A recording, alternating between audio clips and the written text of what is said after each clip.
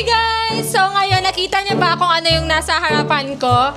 Ayan, ito yung Lechon de las Piñas. Nag-order ulit kami kasi nag-crave kami ngayon ng lechon. At ito yung pinakamasarap na lechon na nalatikman namin dito sa Manila. Huy!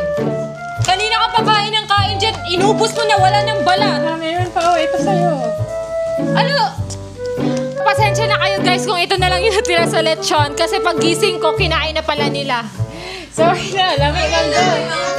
Kayo ba? Tanan. So, may balat pa ba? Inubos mo na lahat? Hindi mo wala ako tinayahan? Kasalanan ko ba ang tagal-tagal mo magising? Ma, wala ng balat? Meron pa yan, ito. Di ba lang? Malutong. Ito na lang nga. Wait lang, tingnan nyo guys, ang lutong pa oh. Ayan o, balat. O, ayan o, ang daming balat o. Kanina pa to guys, pero malutong pa din. Tingnan. Lutang. So, Ayan. lutang mo na ba?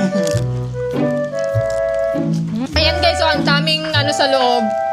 Ang daming ang tawag nito. Pinaka-favorite ko yung sa part sa loob talaga. Kasi doon yung sobrang lasa talaga. Sarap! Harap. May sauce pa tong kasama. May sauce din yan. Ang laki din ng sauce nila. Hindi ka pabibitin sa sauce kasi sobrang dami. Kung mahilig kayo sa lechon na sobrang malasa yung laman, sa Lechon de las Piñas talaga. Malasa talaga siya. Lasa-lasa mo yung tanglad. Oo, lasa-lasa mo yung mga rekado na nasa loob. Ito banda. Masarap dito banda. Masarap. Masarap ba yung Lechon de las Piñas? Ang sarap! So, tingnan nyo naman guys, di ba? Halata naman na sobrang sarap. Lamak na guys. Wala na talagang itira. Tanglad na lang. Ayan guys. Kinain na kasi natin dito ang gabi. Grabe, wala nang natip. Ito. Papak na nila. Ito lang lang. Nilagay ko lang. So yun guys, yan yung FB page nila.